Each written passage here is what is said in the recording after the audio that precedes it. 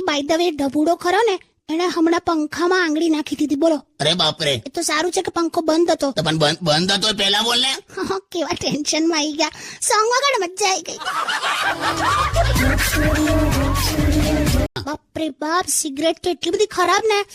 એટલે તું નથી પીતો ને પહેલું? એટલે કાકી કોલેજમાં પીતો તો, પણ હવે ત્યારે પીતો તો, હવે નથી પીતો બિલકુલ. કોઈ દિવસ પીતો નહીં હો.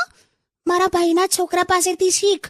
કોઈ દિવસ સિગરેટ નથી પીતો. બોલ, નેવર. કોની વાત કરે છે? આપણો ઢબુડો. તે ઢબુડો હજુ 3 મહિનાનો છે. લી હવે જુલાઈમાં જ જન્મ્યો. ગમે તો પણ નથી પીતો ને. ના જ પીએ ને 3 મહિનાનો છોકરો પીતો હોય. તો તમે શું આને પ્રોત્સાહિત કરો છો? ના લી, પણ હવે ઉદાહરણ 3 મહિનાના છોકરાના ના અપાય. મારું આપને હું પીવું છું ક્યારે? હા યાર, ના આ નથી પીતા. હા, આમની પાસેથી શીખ. હા, પણ હું નથી જ પીતો કાકી. અને કાકી તમને ખબર છે, મને હમણાં એક ફિલ્મ ઓફર થઈ છે જેમાં પરણેલા માણસનો રોલ મળ્યો છે. ચાલો, શરૂઆત સારી છે.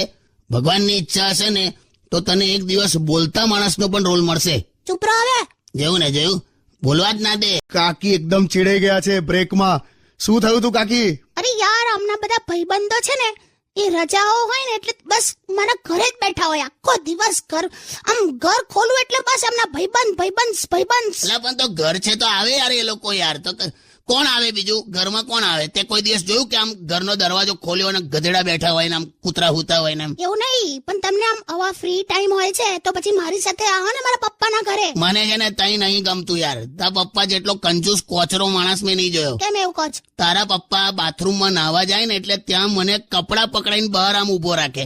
પછી કે જમાઈ રાજ, મેં નાહવા બેસું છું, બાથરૂમની બહાર જે સાબુનું ફીણ આવે ને એમાં કપડા ધોઈ નાખજો કે. જાવ ને યાર. ખરેખર મને ત્યાં નહીં એડજસ્ટ થવાતું જ નહીં. તને કહું, નળમાં પાણી પતી જાય છે ને આંખમાં પાણી રહી જાય છે.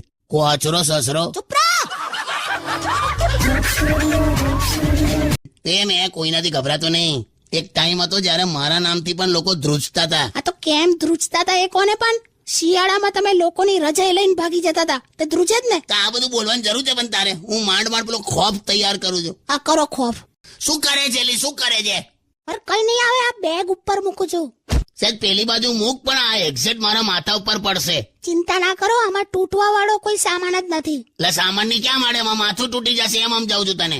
કઈ નહીં, માથું તૂટશે ને તમારું તો અંદરથી બહુ બધો બદામ જ નીકળશે. નથી, વેલ્યુ જ નથી મારી. મરી જઈશ ને પછી જ તને વેલ્યુ થશે. શું બોલો છો? તે હું મરી જઉં તો તું શું કરે? ઇન્સ્યોરન્સ કંપની વાળાને ફોન કરું, બીજું શું કરું? જોયું આખું બધું તું વિચારીને જ રાખ્યું છે તે. અરે મસ્તી કરું છું બાબા, તમને કઈ નહીં થવાતું. Okay, I love you. પડી જો એની માને પડી કીધેલું ને તને. Sorry boss. યાર ત્યારે કાકી એક કમ્પ્લેન કરી. હા, મને કે હંમેશા તમે એમની સાથે બહાર જવા માટે ટાળો છો યાર. કોણે કીધું? કાકી જ કે ને. કોણ કે? એટલે બધે નથી આવતા એવું નથી કીધું. મારી સાથે મારા ઘરે રોકાવા નથી આવતા એવું કીધું. પણ મને નથી ભાવતું યાર. તઈ કેટલા હાંકડા માકડામાં હુવાનું આવે છે ને મારા ભાગે. અરે નવું ઘર જે લીધું ને હમણાં, એમાં એટલા બધા જણ છે ને કે પછી તમને એટલા માટે પેલા જૂના ઘરે સુવાનું ગોઠવીએ છે. આખું ઘર તમારું. આખામાં એક જ રૂમ છે હવે તારે. એક જ રૂમમાં, એ જ રૂમમાં બાથરૂમ, એ જ રૂમમાં રસોડું, ત્યાં જ હુઈ જવાનું. કેવું યાર, પથારી પાથરીને હુઈ જઉં છું ને તો મારું મોઢું ડ્રોઈંગ રૂમમાં હોય છે અને પગ બાથરૂમમાં હોય છે. પેલે દિવસે મને રાત્રે એકી લાગી તો તું નહીં માને, ટોટલી મારું શરીર તો ડ્રોઈંગ રૂમમાં જ હતું. પણ બસ ના આવશો. ઓકે, ગીત વગાડ.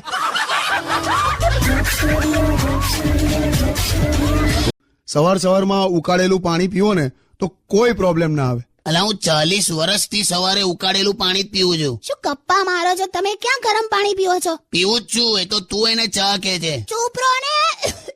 જો બાજુલા, તારા ગળા માટે મારે કંઈક લાવવું પડશે. હા, એ જ ને. હું તો ક્યારની પેલા નેકલેસ વિશે વાત કરું છું કે મને અપાવો. બે ગળા માટે એટલે ખાંસી નું કહું છું, નેકલેસ નહીં. જોયા લુચ્ચી.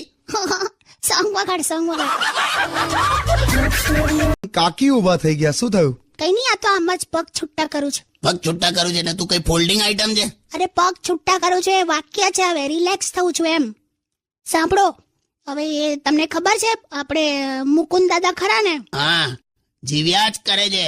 વોટિંગ આવું કર્યું બોલ હમણાં આ વખતે? બોલ, હજુ 5 વર્ષ એનો અર્થ કે જીવશે, સરકારનું કામકાજ જોઈને જશે. લિમિટ હોય યાર, માણસની જીવવાની લિમિટ હોય. દશરથના રથનું પૈડું નીકળી ગયેલું ને ત્યારે એમણે અને કૈકેયીએ ગોઠવેલું. કાકા કશું બી તો કશું બી બોલ બોલ